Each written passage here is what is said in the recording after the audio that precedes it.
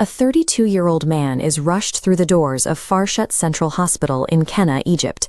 He is completely comatose, and doctors cannot wake him up. Moments later, the crisis multiplies. The man's 3 young children are carried into the ward, exhibiting symptoms of severe acute poisoning. The medical team initiates emergency first aid, but their interventions fail. All 3 children die right there in the hospital.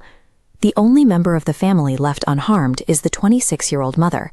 When questioned by the stunned medical staff, she provides a simple explanation. The family drank some spoiled commercial juice they had bought from a local grocery store. This explanation forces an immediate high-stakes decision for authorities. Either a batch of highly lethal juice is currently sitting on store shelves, posing a massive public health threat, or a calculated killer is standing right in front of them. Standard foodborne illness typically takes hours or even days to develop. It rarely kills 3 children and incapacitates a healthy adult almost instantly.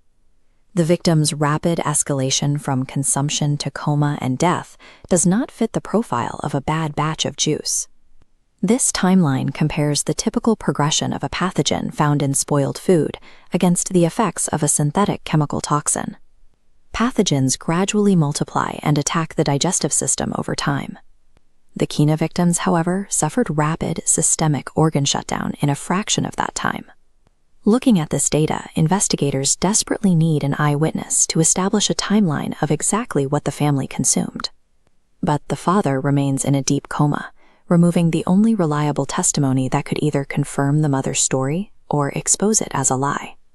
Given the stark contradiction between the clinical symptoms and the mother's reported timeline, medical examiners officially flag the case as an anomaly. They move to reclassify the deaths as a criminal homicide investigation.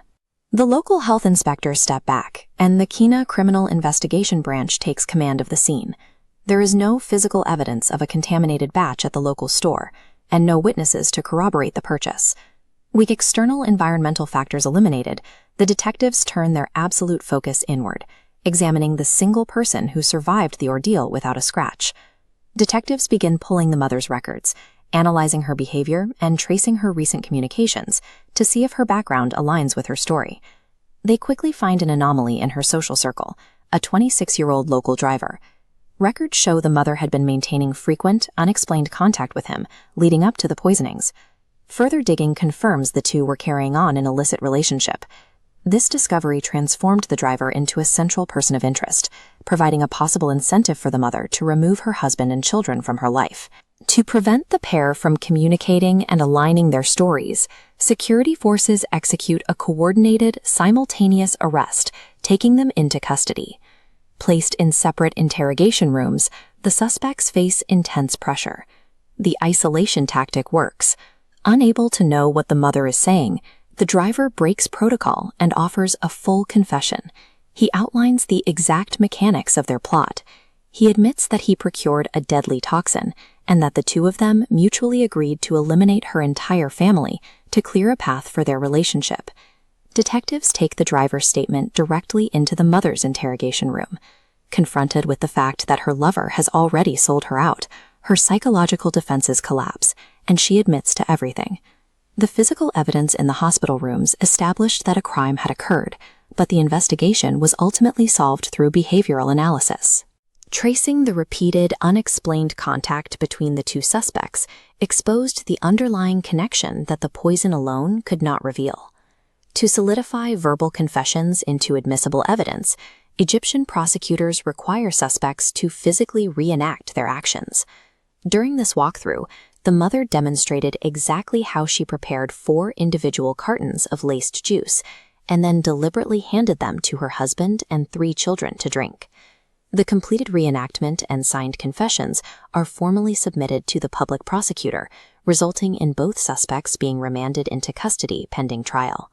The Egyptian legal system takes an incredibly harsh stance on premeditated murder, particularly when it is aggravated by a parent betraying their duty to protect their children. Due to the sheer brutality and calculated nature of the poisonings, the court delivers the ultimate punishment, sentencing the mother to the death penalty. The most dangerous threats do not always arrive as strangers. They can hide behind the trusted facade of a family member. But as this investigation proves, Even a carefully crafted alibi cannot withstand the relentless scrutiny of the truth.